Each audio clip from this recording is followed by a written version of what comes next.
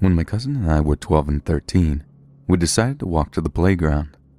Not to play on it, of course. We were too old for that, but we did like to go there and have our own little privacy. We could talk about boys and school or whatever.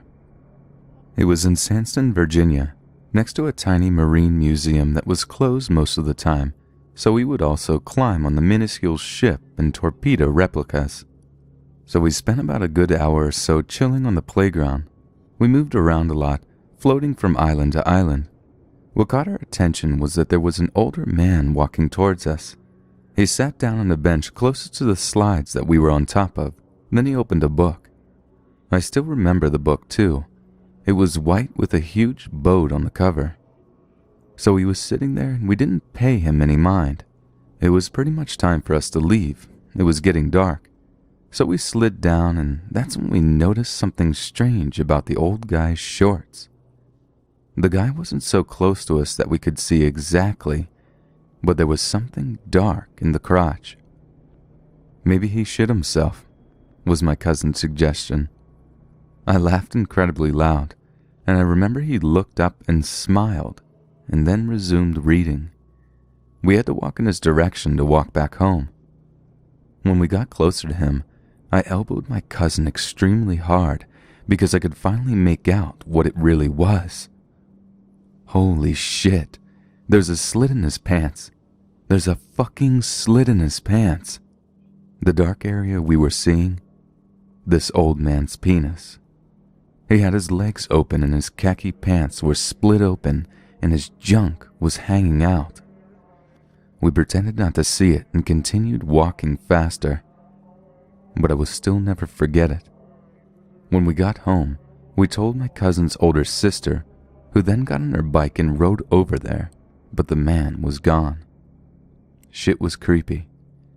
My guess it was a pedophile or someone who likes to show their junk to unsuspecting bystanders.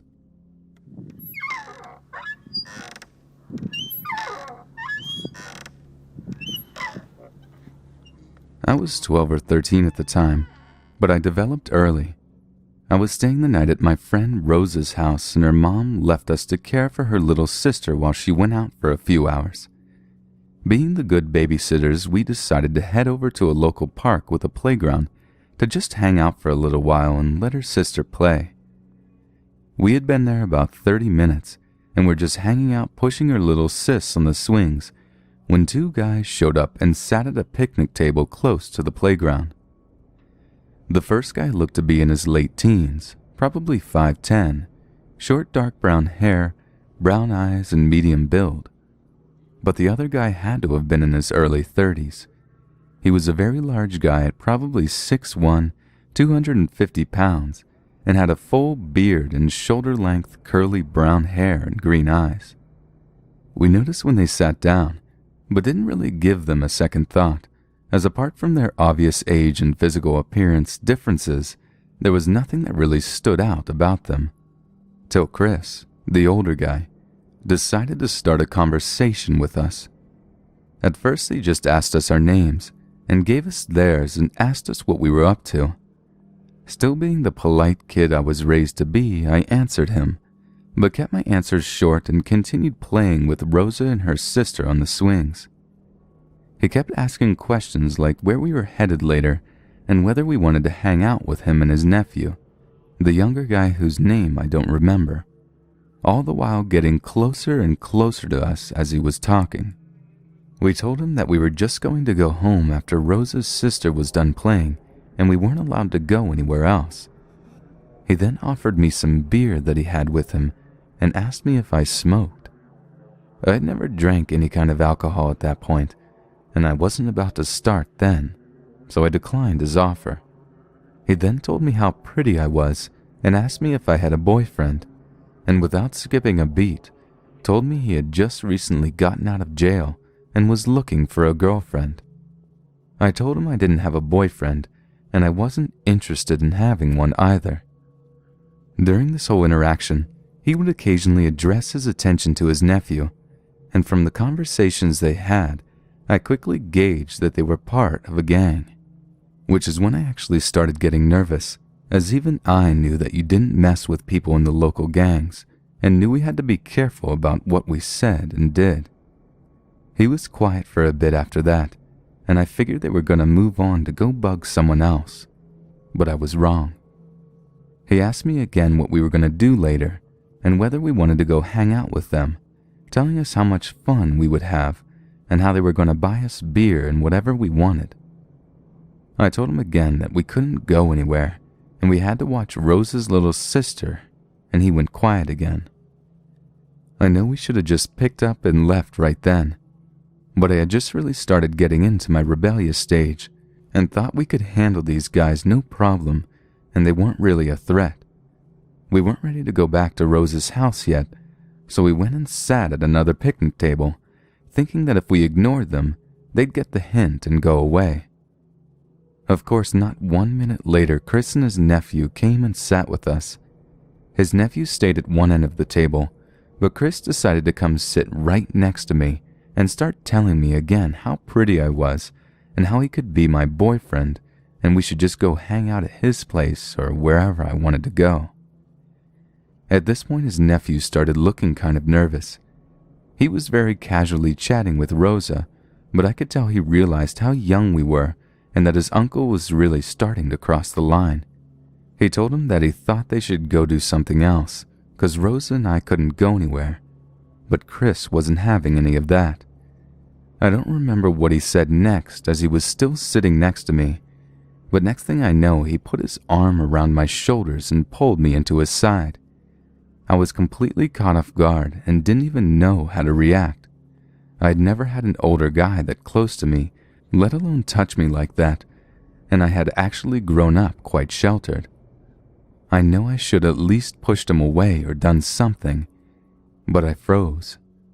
He kept saying again and again how he could be my boyfriend and he would take good care of me and asking me if I could go somewhere with him.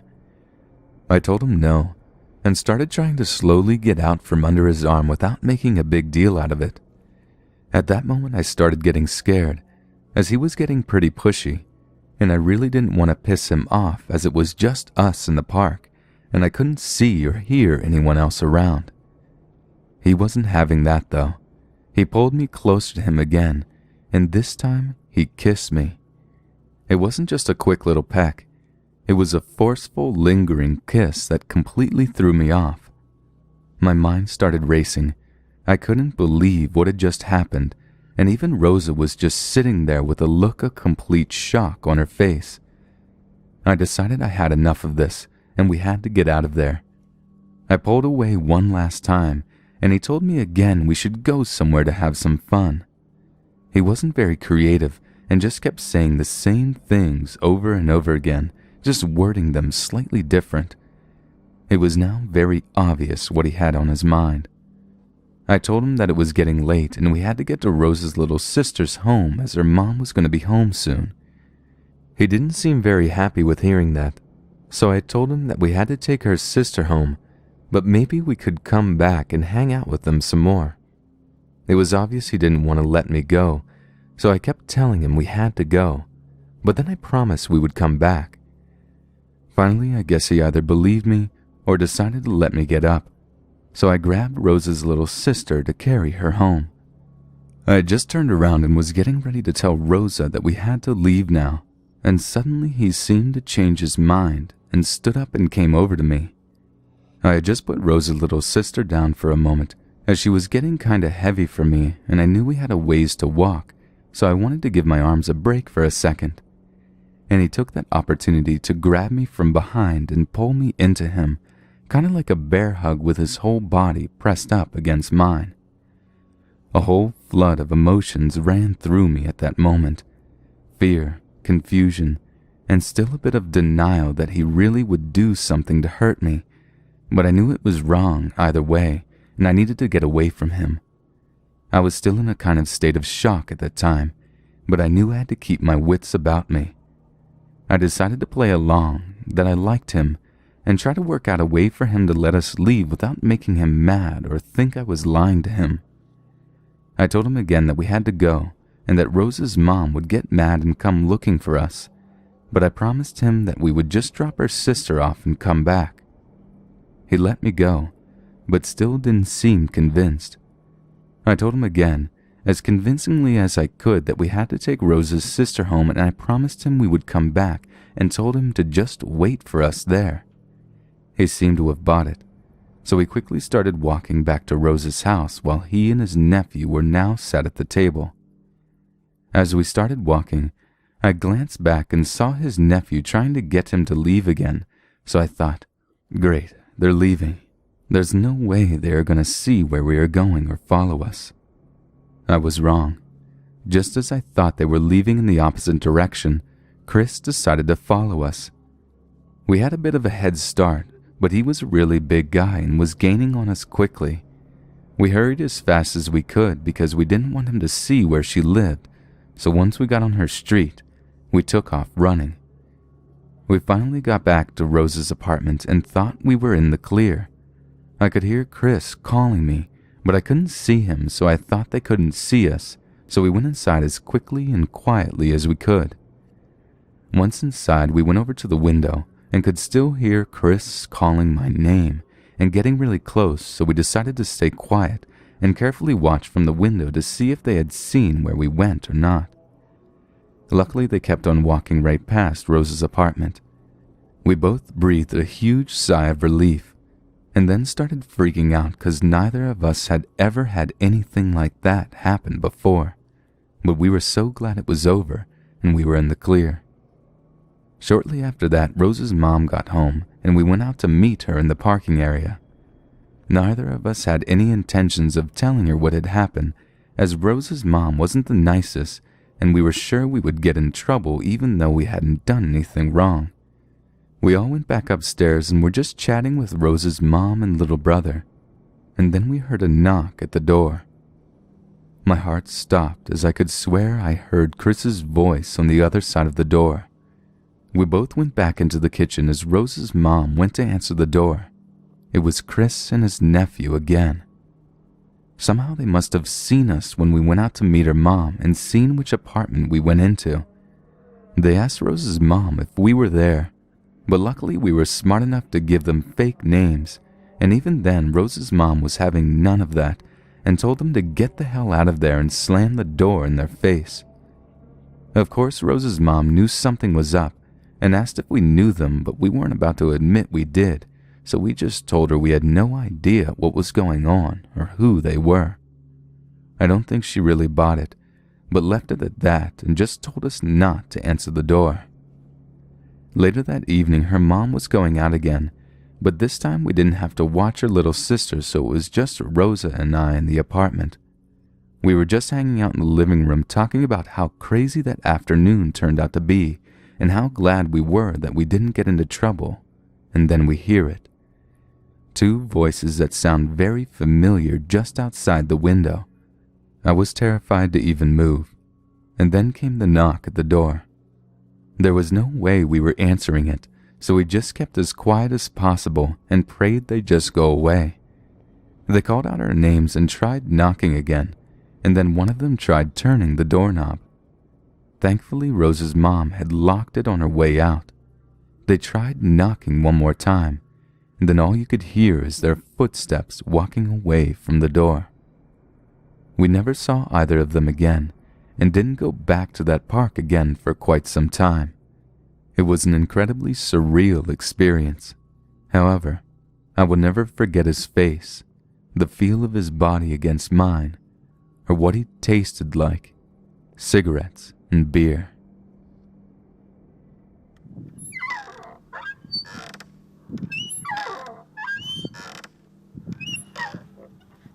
I have no idea what triggered this memory from when I was 11. I was sitting in the living room talking or watching TV or something a few years back, maybe 2009, and it suddenly just popped into my memory. I lived half of my life in Northern Virginia. My old elementary school, where my younger siblings still attended, had an open playground after all school functions were over on weekends and during the summer. There was also a nearby rec center, which was closer to the old playground than the new playground. The summer after my 5th grade year, 1999, is when this happened. My mother worked on the garden in front of the school, and with it being summer, probably early summer, she had a decent amount of work to do. We lived pretty close by, and we would go with her to play on the playground, and I would ride my bike around. My brother would have just finished 3rd grade, so he could play with the other kids since I was usually nearby, and my younger sister would have just finished with kindergarten, thus staying with my older sister on the playground or with my mom while she worked in the garden.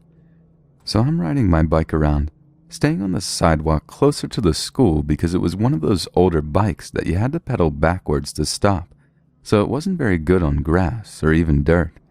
Anyway, I'm in front of a section of the school where there was a set of double doors, and the doors are set a ways into the wall, so that if you're right in front of them, there is a short wall on either side before you turn a corner and can walk down the rest of the building.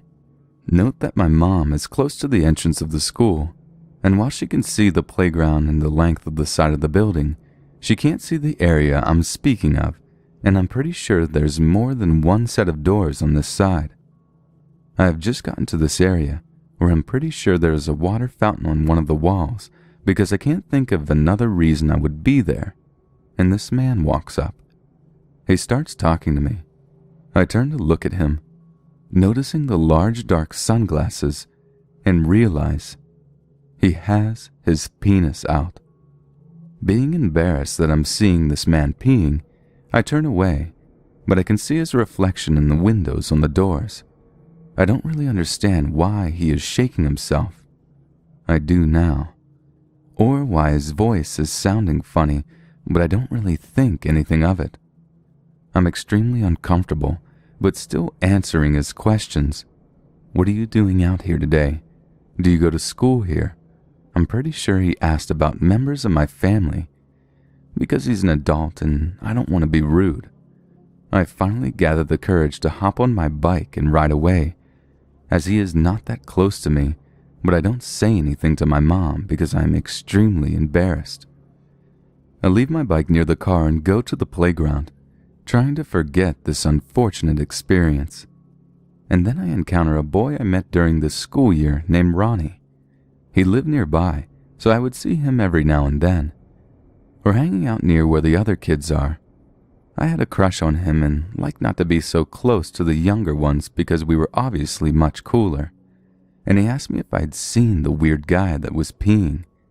I told him I had, and we talked about how weird it was. As far as I know, he never mentioned this to his parents either. For some reason, we both thought he was peeing, despite Ronnie being a year older than I was.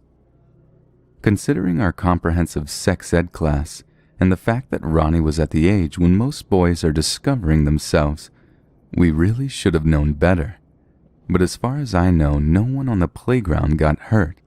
There weren't many kids around, and none of my siblings saw him.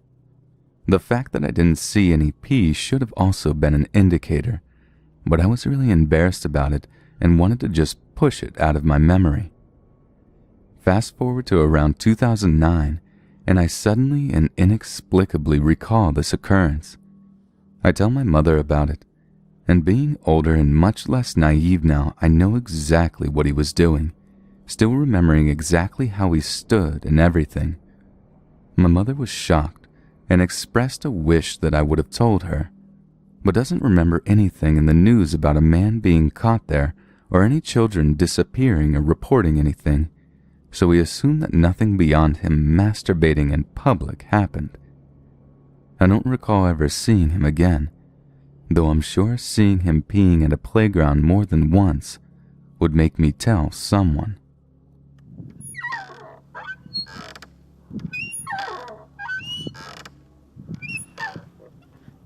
This happened about 9 years ago when I was in middle school. I had totally forgotten about it till my friend brought it up yesterday. In 7th grade, my best friend and I would walk down to her family's restaurant after school. It was about 4 blocks from the school, not a long walk at all. Between the school and restaurant, there was a public park with a playground. Only kids from the school would hang out there. Sometimes when the weather was nice, we would hang out at the park. If we were there for more than an hour, usually her uncle would come check on us. We did this for most of the school year. Around March, a strange man started showing up around the park, trying to talk to girls, asking about the school or things they like to do. He did this for a couple of weeks, then disappeared. We never really thought much of it. Then one day it was just my friend and I at the park, and he shows up. He starts talking to my friend, trying to get him to go with her. She keeps telling him no. He grabs her arm and tries to pull her along. We both scream for him to let her go. Her uncle was on the way to check on us, and he heard us scream. We can see him running towards us. He tackles the guy and tells us to run to the restaurant. We go and tell her mom what happened. Her mom calls the cops, but the guy hit her uncle and got away. The cops never found him and told us if anything else seemed suspicious, to call them.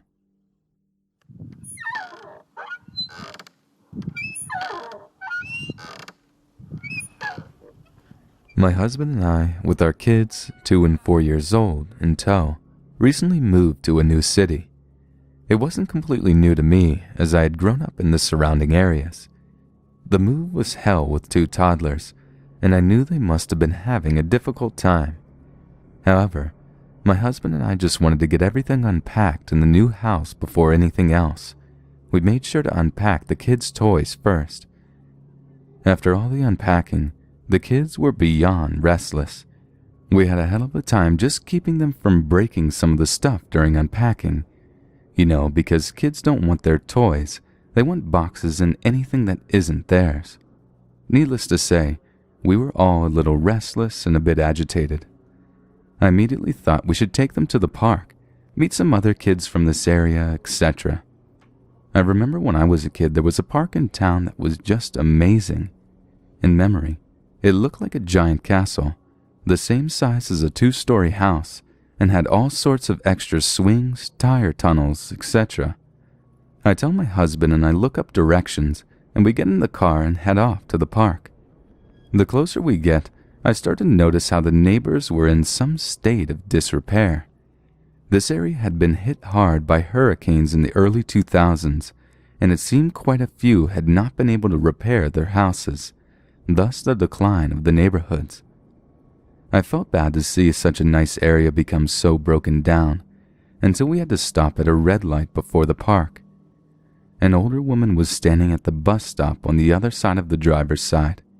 Her clothing was a bit ragged, and at first it pulled my heartstrings enough to ask my husband to let down the driver window so I could ask if she needed some water or something. It's hot as hell down here, even in spring, and I've worked with the homeless before. My husband was resisting, while I was thinking I should tell her that she could get free water at most fast food joints, when she starts screaming and pointing directly at us and saying something about stupid cunt. It was a bit unintelligible because my husband never actually rolled down the window. Well, of course I'm uncomfortable, but I know a lot of homeless people are mentally unstable, if not worse. I'm with my family, and my husband decides that now is not the time and place for my soft heart to help someone. I agree, looking back at my kids who completely ignored the scene and were excited about the park they could see. We get to the park, and just like the neighborhood surrounding it, it was crap. My husband and I aren't stupid, and we take turns when going to parks to check the playground equipment and surrounding play area for anything harmful, needles, etc. It might sound like we're paranoid, but I can't tell you how many times we have actually found stuff like crack pipes. Surprisingly and thankfully, my husband came across nothing, so I start explaining the rules to my kids before we get outside. We aren't too overprotective. We want them to have a bit of independence within eye shot, but they are only 2 and 4. My husband also checks to see if he could see the woman, but the bus had stopped, and after it left, she was no longer there. We get out and we decide we're going to shadow. Sounds creepy, but just means follow around the kids today to keep an eye close on them. Well, my son loves the swings, so after a quick game of chase, we head for the swings. We were there for a few minutes, counting, talking about the sky and such. I look around to see where my husband and daughter were, when suddenly through one of the tunnels comes that older woman. Well, it scared the shit out of me. She crawled out in a weird way, and she was talking in a raspy voice the entire time. I decide it's time to leave and get my son out to find my daughter and husband. About this playground, the interior of the castle has all of the towers and swing sets with a wooden castle gate surrounding it. Safety for kids since there is a major street right next to the park. So as you guess, we are blocked by this woman who is coming towards the swings with her head bent down, still mumbling. I put myself between my son and her before we pass, and just as we are about to pass, she jerks her head up and begins to scream at us. I scoop my son up, still blocking him from her. I start to run towards the exit. I shout for my husband and feel my shirt being pulled back. Luckily, my husband was already coming towards us with my daughter after hearing the scream. Out of instinct, I jerk away and reach for my pocket that has my small pepper spray can and hold it up until we can all get away safely. My husband takes the kids. He knows I know what to do and how to protect myself. I'm facing the parking lot and see my husband has gotten the kids in the car. Luckily, she decided to wait for some reason until my kids were out of earshot to threaten my family. She seemed particularly keen on threatening to kill my kids. It was pretty grotesque, which internally makes me want to do horrible things to her. However, I stay neutral, refusing to give a reaction. This woman is obviously hostile. I'm gently talking to her, explaining I'm not going to hurt her, and ask if she has any family or if she lives around the area. She completely ignores it and continues on with her incoherent, rambling threats intermingled. I refuse to pepper spray her because she hasn't actually physically hurt me and she is keeping her distance now. My husband apparently called the police because as we were at a standstill for a few minutes, 2 cruisers pull up. They pull next to my husband, who points them in our direction. They come over and take her away. She doesn't even struggle. My husband had to move away at this point so the woman wouldn't be able to see our car as she was being arrested. So I wait while they get her in the car. Before she gets in, I see her glance to her left and squint. I come out of the playground with another officer from the other cruiser and see she's looking at our car, which is parked by some trees. I look back as they are putting her in and see her mumbling quietly, trying to get another view of our car. As I'm giving a statement, I let the officer know my fears about her getting too good of a glimpse of our car. He shrugged, 'cause what can you do, you know? And let me know they'd keep an eye on this park. They reassured me she'd probably be in custody for a while and forget everything. About a month later, the incident wasn't forgotten, but not fresh either. We never go to that park anymore just in case. One day I'm in front of our house with the kids, showing them how to pull weeds from the garden. We're having a good time getting dirty when I hear a woman shouting angrily about a block away. I stand up and, staying calm, tell the kids we need a water break. We brush off, and as we're going inside, the yelling gets closer. I turn and look at the crossroad on our street, and sure enough, it's that woman. Her head is shaved now. That's not terribly important, but I can't shake that part. I get the kids inside, and she comes to stand by our house on the road. She screams, and I barely make out anything. However, I do hear her say she found us now. She won, and now it's her turn. I obviously call the police, but as I'm on the phone, she sprints off. I let the dispatcher know which way she was heading, but refused to go outside and keep watch. An officer arrives to make sure we are safe and stays in our neighborhood until the end of his shift to make sure everything is okay. A week or so passes without incident. I still refuse to bring the kids out front just in case. Our backyard is fenced, so that feels safe enough. The next weekend we are all outside just relaxing when I hear banging on our front door. It was so loud we could hear it from our backyard. My husband takes over at this point, goes inside to grab his gun and check the door. I gather the kids close, but don't go inside just in case there is an altercation.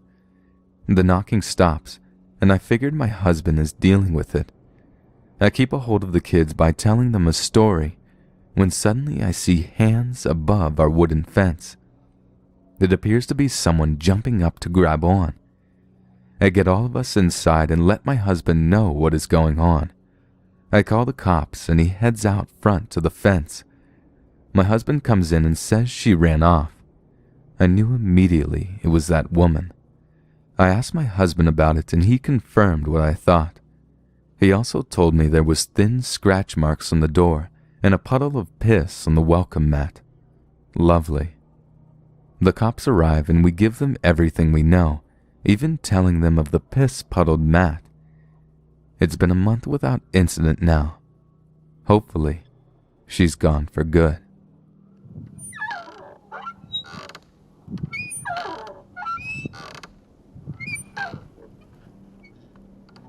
This story is 100% true. Even though I was only 8 years old at the time, I can recollect every chilling detail. I moved to a new town. This town was much nicer, cleaner, and quieter than the one I lived at before. Not the sort of town you would expect to have things wrong with it. There was a very big public park right in the center. It housed rows upon rows of swings, slides infested with snake-like tunnels that weaved in and around the playground, providing a maze for children to lose themselves in their games. There was even a functioning merry-go-round, which seemed to always be slightly turning, inviting the children to hitch a ride on its platform of twirls. I have to emphasize on the fact that it was a quiet, peaceful town, the kind of town where kids could leave their house on their own and take a short journey to the park. I had been given strict instructions by my parents that I should come home the second it started turning dark. My life was wonderful, or so it seemed. It was a Friday. I knew the day because I remember coming home with a big smile on my face, as I knew I had the luxury of non-stop playing for the next 2 whole days. I did what I always did. I chucked my school bag on my bed, changed my clothes, and in a matter of minutes, I was ready to descend into a world of fun. Nothing could stop me. The tunnels were my favorite. It was so easy to get lost in them, which made great fun for playing hide-and-seek with my only 2 friends, Billy and Tom. They were both in my class, and we, like many 8-year-olds, loved games that filled us with pure adrenaline. We were going to play murder. I don't expect anyone to know this game. We made it up. The rules were very similar to hide-and-seek, except when the one seeking found you, they had to murder you. It was only pretend, obviously. It was nearing winter, as I remember being slightly cold as I wormed my way around the tunnels, furiously trying to find a perfect hiding spot. Billy was the seeker. Tom had hidden behind the merry-go-round. I was alone. It must have been maybe 10 minutes, which for an 8-year-old felt like a year, when I decided to do what all kids do when they get bored. "I give up," I shouted, my voice echoing through the tunnels. "I'm in the tunnels. I give up." I then heard shuffling from one end of the tunnel. I don't know why, but I froze still. I didn't call out again. I just waited. Something wasn't right.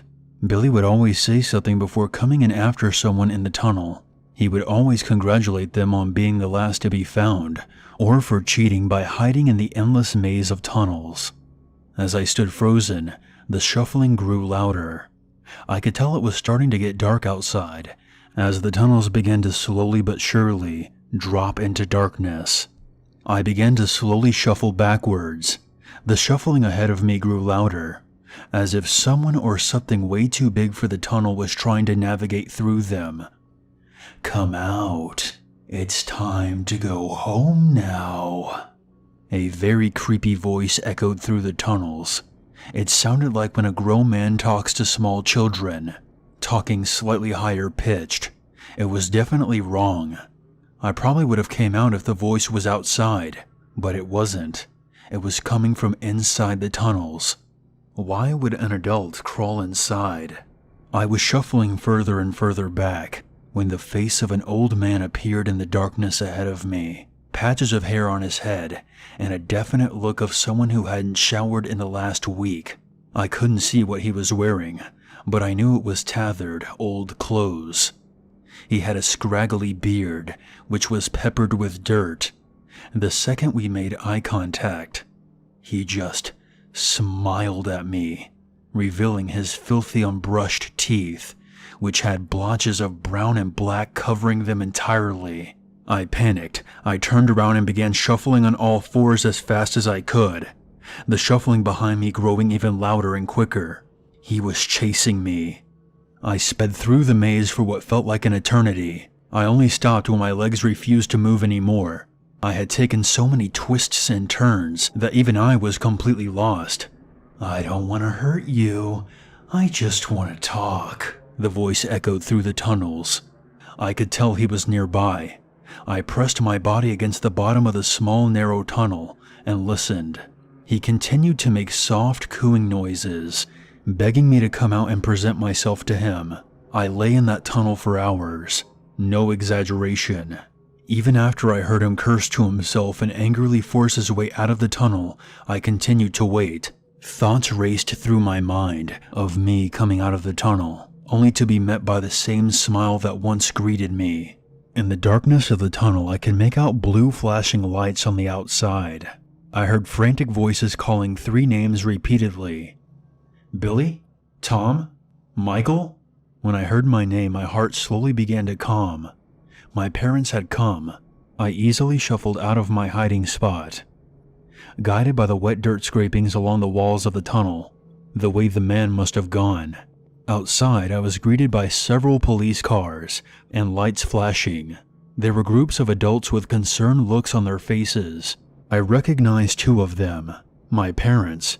"Mom, Dad," I wailed, crying as I ran toward them. They began crying and ran towards me, lifting me off the ground and hugging me so tight it felt as though I was being crushed. Billy and Tom were taken that evening. Their bodies were later found hidden nearby, mutilated. They had been brutally massacred. Their skulls had been caved in with a large iron bar, and their bodies had deep cuts everywhere, large pieces of glass found buried in their backs. What chills me to the fucking bone is that the wet dirt I saw in the tunnels wasn't entirely dirt. Some of it was Billy and Tom's blood. After slaughtering my 2 best friends and making eye contact with me in that tunnel, he just smiled. He had won the game. Hey guys, special thanks to Unit 522 for narrating that last spooky story. He's one of the hardest working narrators in this community, putting out content nearly every day, and one of my favorite people to collab with. If you love scary stories and can't get enough, be sure to go subscribe to Unit 522 ASAP. Thanks for listening, and we'll see you again soon.